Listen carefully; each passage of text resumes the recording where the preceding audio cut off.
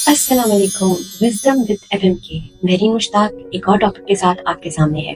उम्मीद है आप लोग बिल्कुल ठीक ठाक होंगे, खैर खैरियत से होंगे, पॉजिटिविटी के बारे में ही सोच रहे होंगे, है ना। हमारी जिंदगी बहुत मुश्किल है।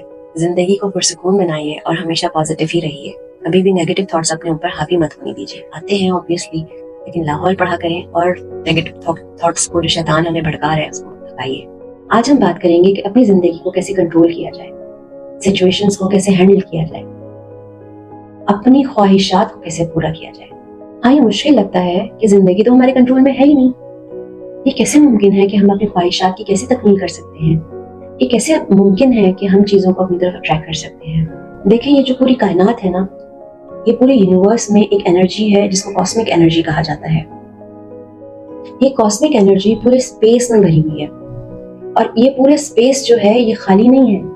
ये आपकी दुआएं, आपकी इमेजिनेशंस, आपकी बातें, आपकी बददुआएं, आपकी नेगेटिविटी, आपकी पॉजिटिविटी, इन चीजों के साथ भरी हुई है। मैं जब रेकी देती हूँ ना, तो मैं हमेशा एक ही बात करती हूँ, मैं एक ही बात सोचती हूँ कि एनर्जी जब आप में से रिलीज होगी यूनिवर्स में जाके, वो जाके तहलील हो जाए, खत्म हो जाए, वहां पे डिसॉल्व हो जाए, वो दूसरे के अंदर ना जाए।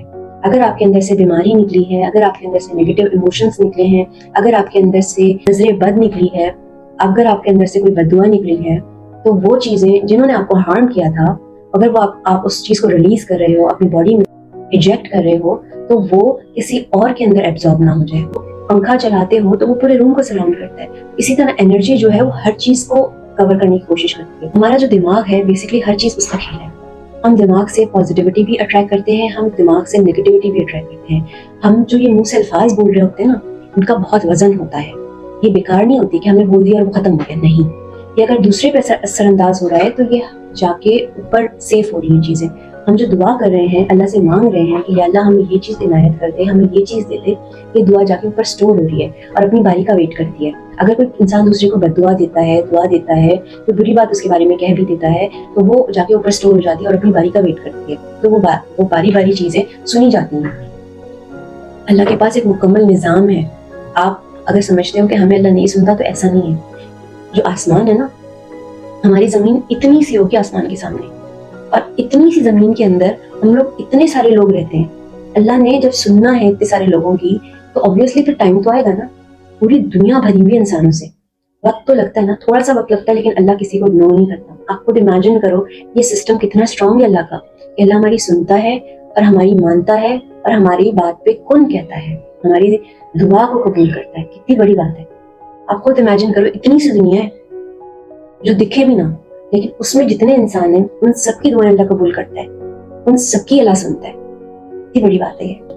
वापस टॉपिक की तरफ आते हैं कि चीजों को मैनिफेस्ट कैसे किया जाए, अपनी जिंदगी को बेहतर कैसे किया जाए। हर इंसान अपनी जिंदगी में चाहता है उसकी जिंदगी में खुशहाली हो, दौलत हो, फैसिलिटीज हो। कोई चाहता है कि बेसिक फैसिलिटीज हो, कोई चाहता है कि उसकी जिंदगी में लग्जरीज हो, कोई ब्रांड का मतलाशी होता है, कोई बेहतरीन ऑल्टरनेटिव्स ढूंढ लेता है। हर इंसान की अपनी अपनी ख्वाहिशात होती हैं जो वक्त के साथ साथ बदलती हैं। इंसान हमेशा एक जैसा नहीं रहता। कभी वो बहुत ज्यादा लालची हो जाता है, कभी वो बहुत ज्यादा सखी हो जाता है। ये डिपेंड कर रहा होता है आपकी सिचुएशंस पे कि आप इस तरह से परसीव करते हो, उस पर कैसे रिएक्ट करते हो। देखिए, अगर आपके पास पैसे की रेलपेल नहीं है तो ये कोई बहुत बड़ी बात नहीं है। घर खरीदने के पैसे नहीं है, अगर आपके पास गाड़ी खरीदने के पैसे नहीं है, तो हर चीज अरेंज हो जाती है, क्योंकि अल्लाह के आगे कोई चीज इम्पॉसिबल नहीं है। मसला यही है कि हम लोग सिचुएशन देख रहे होते हैं, हम अल्लाह को नहीं देख रहे होते। एक बात कहना चाह रही हूँ, मैं अक्सर बैठी होती हूँ, आसमान को देखती हूँ, मैं अल्लाह से दुआ करती हूँ, अल्लाह मुझे ये दे दे, और फिर मैं हंसती हूँ। मैं कहती हूँ, अल्लाह ये मुँह ऐसा तो नहीं है, मैंने कोई बहुत बड़े बड़े काम तो जिंदगी में नहीं किए, मैं कोई बहुत ही नेक बीवी पारसा तो नहीं हूँ। ऑब्वियसली एक गुनहगार इंसान, जिंदगी में पता नहीं कितने गुनाह किए हैं, लेकिन माफ करने वाली अल्लाह की जात है। मैं कहती हूँ, मैं अपने आप को नहीं देखती कि मांगने वाला कौन है, मैं ये देखती हूँ कि देने वाला कौन है। मैं मांगती हूँ तो वो देने वाले को देख के मांगती हूँ कि देने वाले की जात आपको किस तरह से देती है। ये चीज इंपॉर्टेंट है। हमेशा जहन में पॉजिटिव थॉट्स रखें और उम्मीद रखें कि ये चीज आपको मिल जाएगी, सूनर और लेटर। अल्लाह के यहाँ देर है अंधेर नहीं है, ये चीज लाजमी आपको मिल जाएगी। मैं आपको एक मशवरा देती हूँ कि अपने पास एक बुलेटिन बोर्ड बनाए, एक बोर्ड बनाए जिसके ऊपर आप अपनी ख्वाहिशों को मेंशन कीजिए पिक्चर फॉर्म में, और अगर चाहें तो उसको आप छोटा सा टैग लगा के आप उस पर मेंशन भी कर सकते हैं। अगर आपको किसी के साथ शादी करनी है तो आप उसकी पिक्चर लगाएं, या आपको सिर्फ शादी करनी है तो दूल्हा दुल्हन की पिक्चर लगाएं। अगर आपको घर चाहिए तो जिस तरह का घर चाहिए, कोई टारगेटेड घर है वो देख लीजिए, उसकी पिक्चर लगाइए। या आपको कोई और दिमाग में अच्छा घर है, उसकी इंटरनेट से डाउनलोड करके पिक्चर लगाइए। आपको पैसे चाहिए तो पैसों के पाइल्स आप उधर लगा सकते हो। अगर आपको गाड़ी चाहिए तो अपनी पसंदीदा मनपसंद गाड़ी की पिक्चर लगा सकते हो।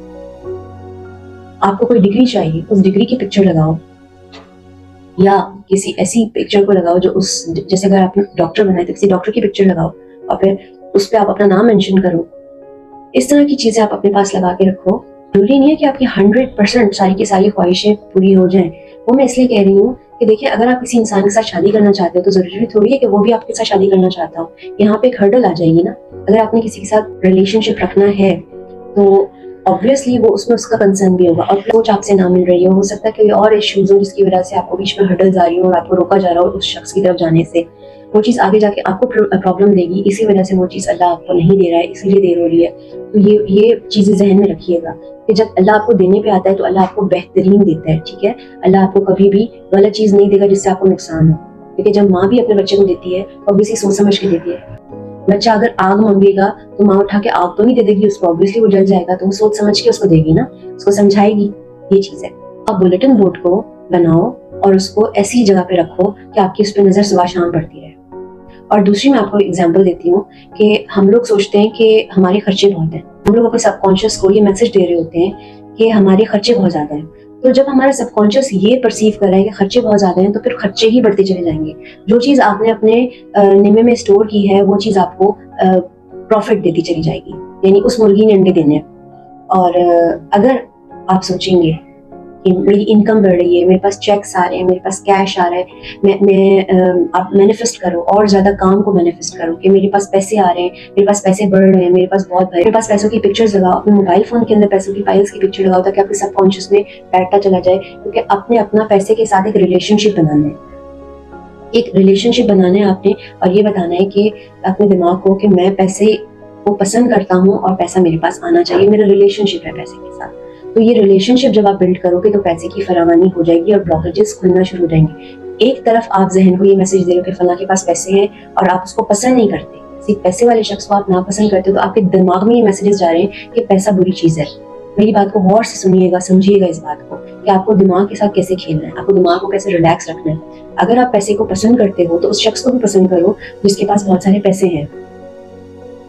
आपका दिमाग इस तरह की मैनिपुलेशन के साथ क्लियर रह सकता है, ठीक है ना। अगर आप उसको दूसरे वे में बिल्कुल नॉर्मल छोड़ दोगे तो वो अपना ही कल्टीवेट करता चला जाएगा प्लान। अगर आपको खुद अपने दिमाग को कंट्रोल करना है तो आप अपनी जिंदगी का प्लान खुद बनाओ। प्लान ABC सारे आपके होने चाहिए, ना कि आपका दिमाग आपको कंट्रोल कर रहा हो। आपके दिमाग आपकी पूरी जिंदगी को कंट्रोल करता है, आपका दिमाग आपकी हर सिचुएशन को कंट्रोल करता है और आपको पता भी नहीं होता इस बारे में। लेकिन दिमाग पे हावी होकर अगर आप अपनी सिचुएशन को खुद से हैंडल करोगे तो अपनी मर्जी की जिंदगी गुजार सकोगे और आपकी पसंद की चीजें हासिल कर सकोगे। तो अपने दिमाग को बहुत ही क्लियर मैसेजेस दें, अपने दिमाग को हमेशा ट्रेन करके रखें और अपने सबकॉन्शियस में हमेशा अच्छी अच्छी बातें फीड करें और पॉजिटिव बातें फीड करें। अगर आप चेक और पैसे पे फोकस करोगे तो आपके पास पैसे और चेक्स आएंगे, आपकी इनकम बढ़ेगी। लेकिन आप खर्चों पे फोकस करोगे, बहुत खर्चा हो रहा है, बहुत महंगाई हो गई है, मेरे पास कुछ भी नहीं है, मैं लुट गया, मैं बर्बाद हो गया, मेरे साथ ये हो गया, मेरे साथ हो गया, तो फिर वैसे ही आपकी जिंदगी बनती चली जाएगी और आप डिक्लाइन की तरफ ही जाओगे।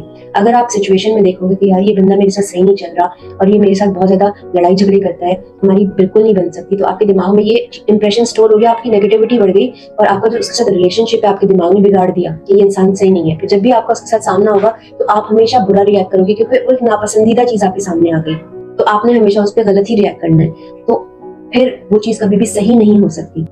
तो ये 2 एग्जाम्पल मैंने आपको दिए हैं रिलेशनशिप और पैसे के हवाले से कि किस तरह से आपकी जिंदगी को आप बेहतर बना सकते हैं और किस तरह से आप अपनी जिंदगी को वर्स बना सकते हैं सिर्फ अपने दिमाग को कंट्रोल करके। मैनिफेस्ट करना है, किसी चीज को अपनी जिंदगी में शामिल करना है तो पॉजिटिविटी के साथ अच्छे इंप्रेशन देके शामिल कीजिए, वरना आपकी जिंदगी को आपका दिमाग कंट्रोल करेगा, वो अपने तरीके से चलेगा। लेकिन बेहतर यही है कि आप अपने दिमाग को खुद मैसेजेस दो और आप अपने दिमाग को खुद कंट्रोल करो ताकि आपकी जिंदगी आगे बेहतर हो सके और आपकी मर्जी के हिसाब से चल सके। अपना बहुत बहुत ख्याल रखिएगा, जिंदगी को बहुत पॉजिटिवली सोचिए, कभी भी नेगेटिव थॉट्स अपने दिमाग पे हावी मत होने दें, हमेशा अच्छा सोचें, खुश रहें और दूसरों को भी खुश रहने दें।